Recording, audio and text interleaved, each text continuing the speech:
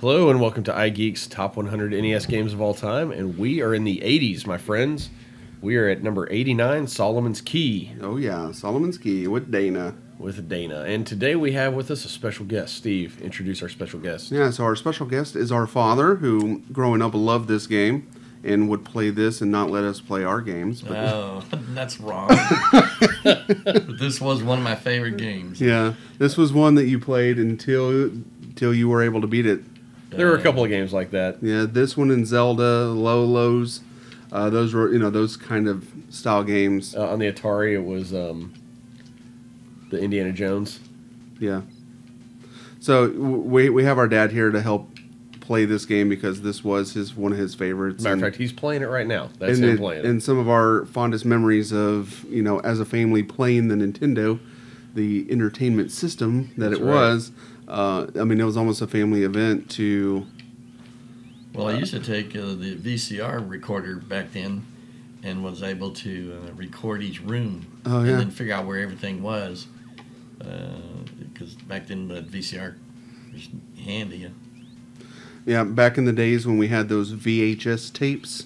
Be kind, rewind. Be kind and rewind. We'd, video the football game, and then next thing you know, we're videoing us playing these games. That's right.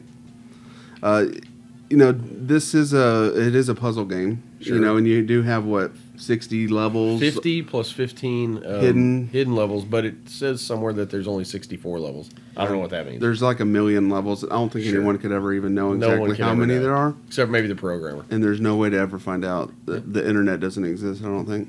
Yeah, there's secret things all through these rooms. I don't remember all of them. But if you go around and like this put one right a block here and take it away on all these areas, you'll find many prizes. Yeah, and I remember we would just spend a lot of times we would get to a room and we would just spend all of our lives just going around and destroying everything, creating a block, destroying a block. Now, when we were kids, that's all we thought we needed to do. Yeah. Well, come to find out, and all the secrets with the internet and walkthroughs that they have now. There's a lot more cryptic stuff out there. there's a lot more cryptic. Some of the stuff is like, you need to go and hit this block 11 times with your head or your wand just to reveal this, whatever it is. There's even one that's so silly that you have to try to put a block. It's the only time in the entire game. You have to try to create a block on the open door. Oh, yeah. That then allows you to go break another block to be able to get into what you need to do. Well, that seems more glitchy than anything else. Well, it's not, but that's how they built it. But who in their mind is thinking... But you don't have to do any of that to beat this game. No, you don't. You can just go through the game. You don't have to do all the special levels or all the secrets. And it's a fun game just by doing that. Well, you can see on this level at the very, very top of the screen, there's a yellow and black, what looks like a ramp. And that will get you to a, Dad is living on the edge. That'll get you to a shrine. Yeah, the shrine up and there. The shrines are bonus rooms, essentially. And so it's in there where you can get extra points, extra lives, extra fairies. And those fairies are actually important for unlocking like the best possible...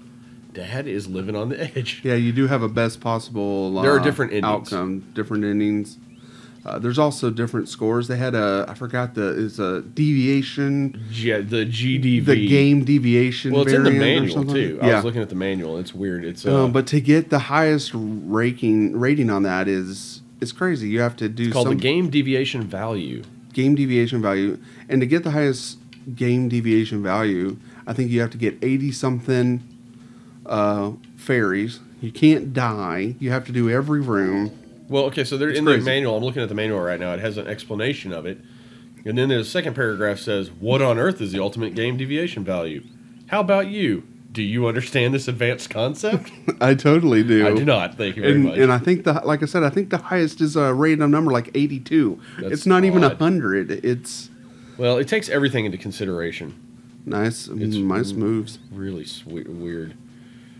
The value displayed on the screen... The method of evaluation is epic making, in that your abilities are properly analyzed and synthetically computed, whatever that means. Yeah, I don't know. So no, manual, I do not know what you mean. I have no idea.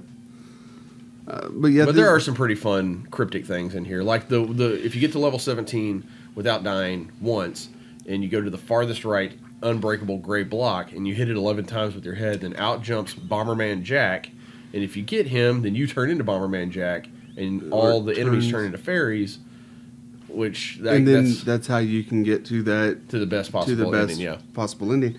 And there's a lot of hidden pieces. I like how they just kind of float there for a minute, like a Wile E. Coyote. Wile E. Coyote hanging off the cliff. Here we go. Ready? Oh, that one actually fell pretty quick. I think if they're still walking when you do it, it'll drop them down. So here's the backstory of this. If you want to hear it, let's hear it. Long, long ago, the world was in a state of chaos. All right, I'm already bored. Bored and confused. But continue, please. So Solomon, a great king and magician, invented a magical formula which he wrote in a secret book called the Solomon's Key, and it kind of locks all of these demons into constellations. Makes sense. Seems legit. It's a wise King Solomon. Right. After locating the constellation sign, Bible game. He discovers the key. Let's see. There's a Taoist monk. A Taoist monk. A Taoist monk? A Taoist monk. Taoist. So we're blaming all the evil in the land of Solomon's Key on a dark elf. On Taoism, yeah.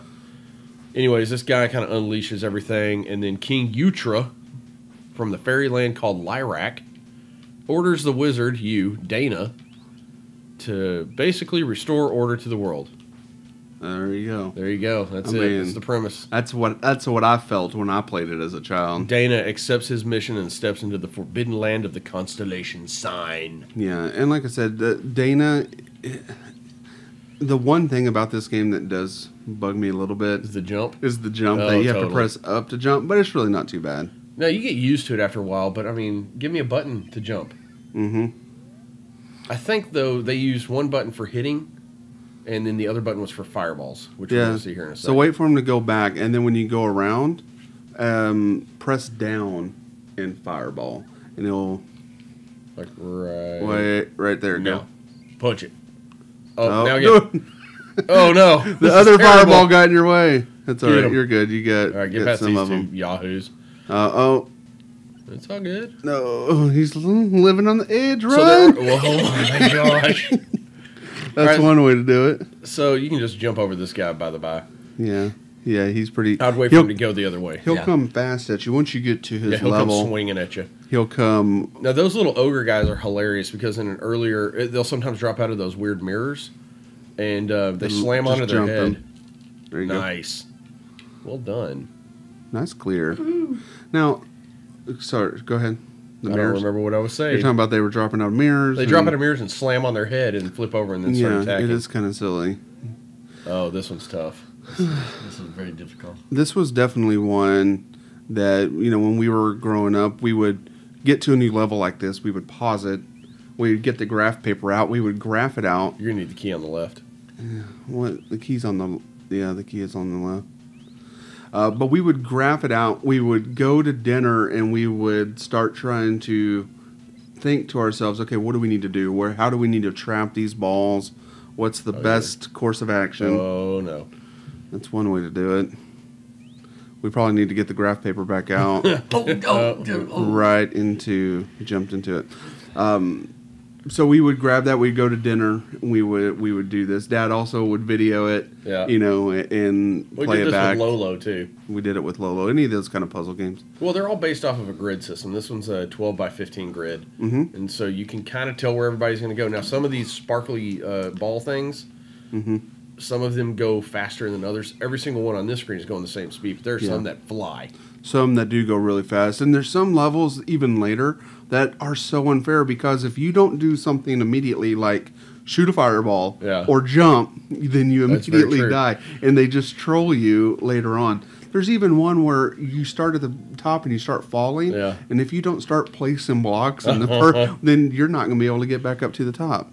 Well, there was one that when we were talking earlier, I mentioned there was a level. At the very top of this screen, you see those two mirror-looking things. There's one level that has all of those mirrors except they're in the shape of a bat. Yeah. And you can't place blocks on those. Right. Well, these bats are all over. I'd say 90% of the screen is covered in these. And there are some spaces that are open, but it's like you have to figure out where to put. Put a block behind you, and you can block those in. Oh, he's good. Oh, you're just getting to get. Yeah. I like it. But you have to place these blocks in particular areas. Yeah. So, I mean, that's really part and parcel of this game. Yeah, there's a lot of different kind of levels. You have the ones that have bad guys, then there's some levels that don't, and it's just figure out the puzzle and beat it. See, right here, I'm trying to stop it and figure out what to do. What do you need to do? Well, you don't die. Get to the top and drop. Get to the top and drop, and don't die. That's see what you can do. Don't I have to zap one of these guys that are going straight up and down? No, you can. You might be able to time what you them. can do is you can start putting a block, and once they hit it, they'll go back the other way, and you can try to sync them up. Gotcha. So they're synced. You can do that at the top, though. Yeah, you can do that at the top.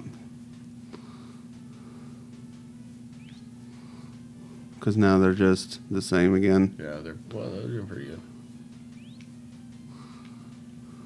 Here, just go to the top and I'd try. go to the top now. Sonny, one of your granddaughters is looking for you. Oh, look at all this mess. What's going on up here? So that's going to be it for number 89, Solomon's Key, one of our favorite games of all time. Yeah, one of the ones that we loved and loved playing with our dad. And Dad, thanks for coming. Well, thanks for stopping by. All right, we'll talk to you later. Bye.